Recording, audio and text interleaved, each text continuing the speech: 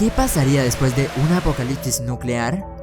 Si bien la Guerra Fría del siglo XX ha concluido, la posibilidad de un enfrentamiento nuclear masivo seguirá existiendo mientras exista el armamento nuclear para ello. Entonces, ¿qué pasaría después de un apocalipsis nuclear?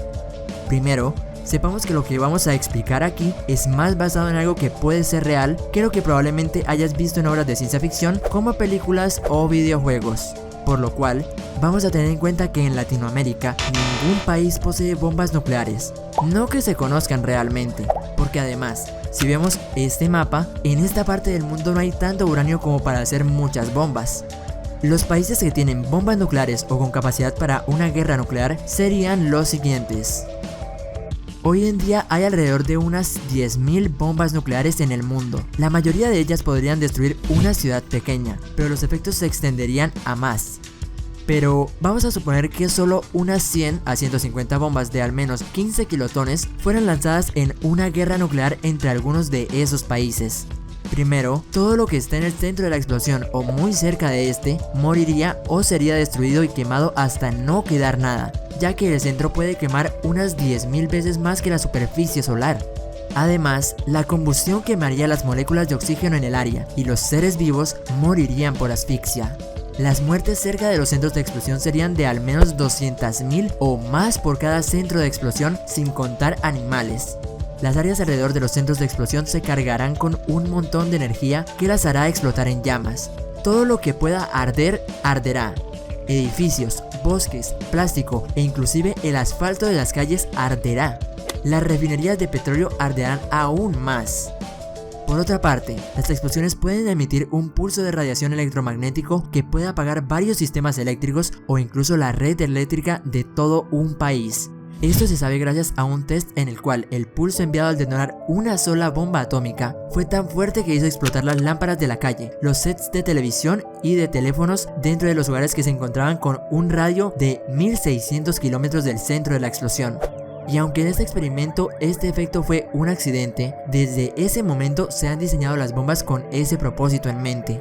Si una bomba con este diseño explotara en un radio de 400 a 480 kilómetros sobre un país del tamaño de los Estados Unidos, entonces toda la red eléctrica del país caería.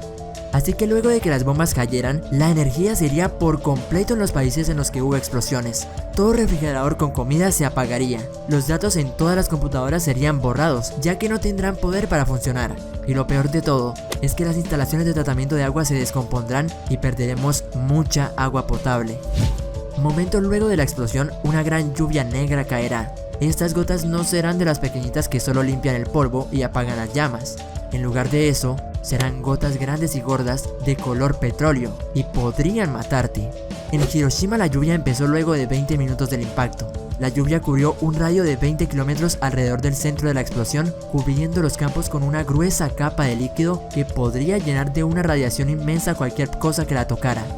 La ciudad alrededor de los supervivientes estaba ardiendo y dañando así el oxígeno en ella, y aún más, los supervivientes se morían de sed, por lo cual, incluso en medio de las llamas, los sobrevivientes abrían sus bocas para beber aquellas gotas de líquido negro que caía del cielo, todo por su desesperación.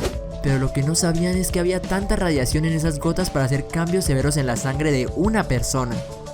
Esos efectos radiactivos eran tan fuertes que incluso hoy en día se pueden ver los efectos secundarios de esas gotas justo en donde cayeron. Así que estamos muy seguros que si hay otra bomba, esto podría ocurrir nuevamente, otra lluvia negra. Las llamas que rodean a todas las cosas y estructuras enviarían un hollinoso y tóxico humo directo hacia la atmósfera, y desde ahí llegará hasta la estratosfera. Una enorme y oscura nube de humo de alrededor de 15 kilómetros de ancho cubrirá la superficie de la Tierra, en donde crecerá y se moverá debido a los vientos hasta que cubra el cielo en su totalidad. Durante los primeros años del acontecimiento, esta será una realidad que podrá ver todo superviviente, ya que solo con caminar afuera de tu refugio lo podrás observar. Durante algunos años el sol ya no brillará, el planeta olvidará lo que son los días soleados, el sol sería solo un punto anaranjado moribundo en el cielo. Es muy complicado calcular cuánto tiempo pasará antes de que podamos volver a ver el sol, pero para los efectos de este video, en un apocalipsis nuclear en todo el mundo, se cree que tendríamos que vivir sin luz del sol por lo menos unos 30 años. Y volviendo acá por un momento al tema de la energía, ya que el sol se encuentra tapado, aquellos que intenten producir energía con el sol ya no podrán. Los paneles solares ya no serán una salida. Ya sin sol, bloqueado por la oscuridad, la temperatura global caerá un montón. Bajaría de manera drástica en días, desde 10 grados centígrados en el caso más modesto, hasta menos 50 grados centígrados en el más severo de los casos. Por esta razón, podríamos esperar a tener el primer año sin verano justo después de las explosiones. A esto es a lo que se le conoce como el invierno nuclear, pues hasta el clima será como un invierno total. Así, cultivar comida sería imposible, la fotosíntesis no se produciría y casi la totalidad de la vegetación moriría en pocos días, siguiéndole también todos los animales herbívoros. De esta forma, en unas pocas semanas no habría más alimentos para la mayoría de los seres vivos. Sería algo similar al proceso que extinguió a los dinosaurios. Pero esto no significaría el inicio de una nueva era de hielo. Durante los primeros 5 años, una helada mortal hará que las estaciones de crecimiento se hagan más cortas. Pero luego de este periodo, todo se empezará a calmar y la temperatura volverá a la normalidad en unos 25 años. Así que la vida podría continuar si seguimos con vida para ese momento. Hasta aquí la primera parte de este video. Espera el sábado de la próxima semana para ver la segunda parte y enterarte de una vez por todas cómo sería un apocalipsis de esta escala. Recuerda darle a like, suscribirte y activar la campanita para poder sobrevivir en un apocalipsis nuclear. Nos vemos hasta la próxima. Chao, chao.